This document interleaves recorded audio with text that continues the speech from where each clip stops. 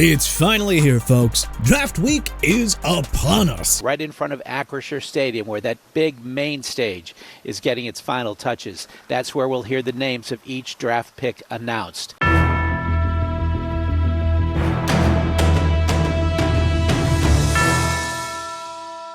That means time for one more mock draft. The final edition is here, so let us dive right into it. Number 1, Las Vegas Raiders, Fernando Mendoza. Nothing new here, folks. The Raiders have an easy call to take the QB prospect in this year's draft class. The signing of Kirk Cousins means Mendoza probably won't start right away, and that's totally fine. The Raiders can take their time mentoring Mendoza. Number 2, New York Jets, Arvell Reese. The Jets need to rebuild their defense from scratch after trading away Quentin Williams and Sauce Gardner last year. They can start here by taking the workhorse linebacker out of Ohio State. Reese would immediately slot in as the new leader of the Jets defense, and with plenty of ammunition in this year's draft, they'd be in a good position to land even more talent around Reese. Number 3, Arizona Cardinals, Francis Mauigoa. Arizona could go anywhere with this pick, but for us, it's hard to think that they'll want to pass on the chance to pair Mauigoa with another rising star defensive tackle, one Paris Johnson Jr. Number 4, Tennessee Titans, David Bailey. Jeffrey Simmons is one of the NFL's premier defensive tackles. Now if the Titans could just find another playmaker to help him off the edge, Mr. Bailey will suffice, thank you very much. Number 5, New York Giants, Caleb Downs. John Harbaugh coached Ed Reed in Baltimore, then Eric Weddle, then Kyle Hamilton. So in other words, the man knows how to maximize the safety position. Downs' game is similar to Hamilton's, a unicorn who can line up all over the field. He's a beast in coverage, run defense, and sneaky good at rushing the QB. Number 6, Cleveland Browns, Carnell Tate. The Browns have quickly built up one of the league's best defensive units. It's too early to take a QB here. They can focus on the O-line later. So that means taking the best wide receiver on the board. Jerry Jeudy is not a number 1 receiver. Taking Tate gives Cleveland a real home run threat while shifting Jeudy into a better suited secondary role. Number 7, Washington Commanders, Jeremiah Love. Last year, Washington learned the hard way that it is not healthy to have Jane Daniels run as much as he already has. So how do you solve that? Well, by putting a stud to help him out in the backfield, of course. There is no telling how explosive the run game would be with Love and Daniels together. Number 8, New Orleans Saints, Sonny Styles. The Saints defense lost Demario Davis and Delonte Taylor, and at this time, franchise icon Cameron Jordan remains a free agent. Their defense is undergoing a big-time makeover, and it can start with selecting the Ohio State linebacker. Number 9, Kansas City Chiefs, Reuben Payne Jr. The Chiefs' defense looked much older and slower last year. Clearly, it was not a wise idea to expect a 32-year-old Chris Jones to mask the other flaws on this front seven again. While Jones is nearing the end of his prime years, the Chiefs need to build for the future. Number 10, New York Giants from Cincinnati Bengals, Spencer Fano. The Dexter Lawrence blockbuster trade allows the G-men to address their other glaring hole in the top 10. Andrew Thomas is among the league's best defensive tackles, but the rest of the Giants' O-line has been a mess since he arrived. That can change right here with the selection of Spencer Fano. Number 11, Miami Dolphins, Jordan Tyson. With 2 first-round picks, it'd be a stunner if Miami didn't add a wide receiver on Thursday night. Miami does not play around here in finding its new WR1 with Tyreek Hill and Jalen Waddle gone. Number 12, Dallas Cowboys, Mansour Delane. With Trayvon Diggs long gone and Deron Bland struggling to stay healthy, quarterback is Dallas's biggest weakness right now. If the board plays out in their favor, though, Jerry Jones can land the best corner in this year's class. Number 13, Los Angeles Rams from Atlanta Falcons, Monroe Freeling. The Rams don't have any pressing weaknesses in the draft, so they can think long-term with this pick. Sean McVay may not wish to replace Warren McClendon Jr. or Alaric Jackson just yet, so the Rams can take precious time developing Freeling until he's ready to take over as a starter. Number 14, Baltimore Ravens, Olaivo Vega-Ioane. The interior of the O-line took a big-time blow when star center Tyler Linderbaum left for the Raiders in free agency. This year's class is weak on centers, but getting a day 1 starter to shore up the guard position would still be a nice piece of work for GM Eric Acosta. Number 15, Tampa Bay Buccaneers, Keldrick Falk. If Todd Bowles' squad is to reclaim the NFC South, the pass rush is going to have to take a big step forward. The Bucs love to use their day 1 picks on offensive linemen or pass rushers, and Falk just feels like the ideal pick for Tampa's ultra-aggressive defense that needs more playmakers. Falk, Yaya Diaby, and Vita Vea rushing the QB together. Oh yeah. Number 16, New York Jets from Indianapolis Colts, Jermod McCoy.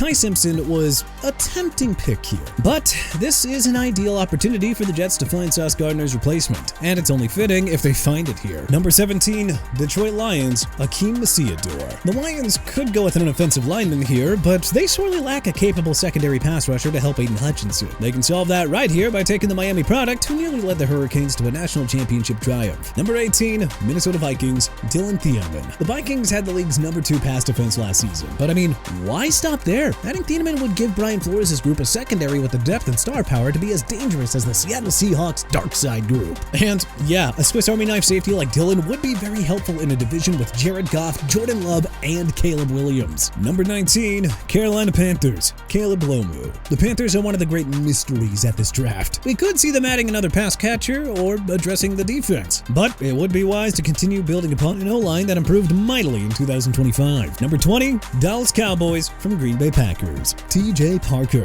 We love the way Jerry Jones has reshaped his defense since the Micah Parsons blockbuster trade. Quinnen Williams was a beast after coming over in a trade deadline deal with the Jets, and getting Rashawn Gary in an offseason trade for a 4th-round pick was tiny business. Now let's complete the defensive makeover by adding the Clemson defensive end. Number 21, Pittsburgh Steelers, Ty Simpson. The Steelers might have to trade up for Simpson, but in this exercise, the number 2 QB in the class slides down the board and into the waiting arms of Mike McCarthy's group. As usual, Aaron Rodgers is dragging on the announcement about his playing future. But even if he does come back to Pittsburgh, it doesn't hurt up to line up his succession plan. Number 22, Los Angeles Chargers, Cassius Howell. The Chargers are leaning on a 35-year-old Khalil Mack to lead the pass rush again. With Mack well past his prime, it might be wise to consider investing in a young stud here with long-term upside. Howell might not be a day-1 starter, but this is a young defense that's developed into one of football's best under Jim Harbaugh. Howell can be deployed as a rotational piece if needed, before becoming a full-time starter himself. Number 23,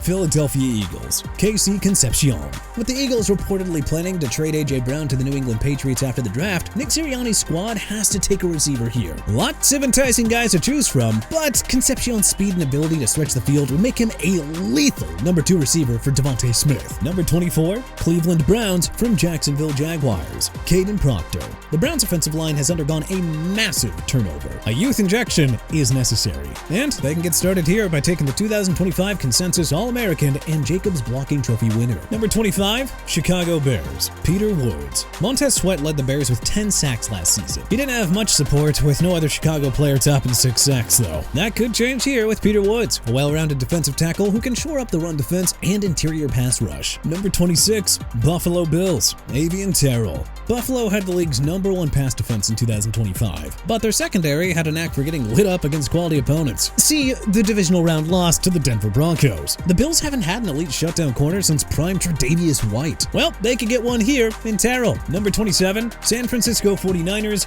Max Ihanachor. With Trent Williams nearing the end of his career, the 49ers have a chance to draft and groom his successor. The 49ers probably wouldn't want him to start right away, but hey, there's no problem with betting on his upside here. Number 28, Houston Texans, Blake Miller. We know CJ Stroud was a disappointment last season, but very few QBs would be productive behind that abhorrent offensive line. Just saying. The Texans already have the league's best defense and a nice set of playmakers for Stroud. What they need is better pass protection to get over the divisional round hump. At this part of the draft, Clemson tackle Blake Miller is the best remaining guy. Number 29, Kansas City Chiefs from Los Angeles Rams, Denzel Boston. Rashee Rice could be facing more legal troubles, and 2024 first-round pick Xavier Worthy has really yet to break out. So, with 2 first-round picks, GM Brett Veach can afford to bet on another wide receiver. The Chiefs rely too much on speed in their offense. So, let's add a big-bodied receiver and contested catch specialist to balance out the skills of Patrick Mahomes' weaponry. Number 30, Miami Dolphins from Denver Broncos, Kenyon Sadiq. Sadiq deserves to go higher than this, but man, it's always difficult to project how much teams will value tight ends in round 1. But hey, if Sadiq falls, then you better bet the Dolphins should double down on pass catchers. Sadiq is far and away the best tight end in the 2026 class. If he and Tyson can live up to their ceilings early on, then the Miami offense will be a juggernaut in the post-Mike McDaniel era. Number 31, New England Patriots, Zion Young. With the Patriots about to complete a trade for A.J. Brown, that takes wide receiver off the board here. This honestly could just be a take the best player available mentality. But the defense really could use another potent edge rusher like Young. Having once played for the great Bill Belichick, Mike Vrabel knows that you could never have too many pass rushers. Number 32, Seattle Seahawks, Colton Hood. The Seahawks bid farewell to Kobe Bryant and former All-Pro Reek Woolen in free agency. Their secondary is still set up to dominate for years to come, but it wouldn't hurt to add another quality cover corner like Hood. Just saying. But hey, what changes would you make to our final mock draft? Let us know in the comments section below.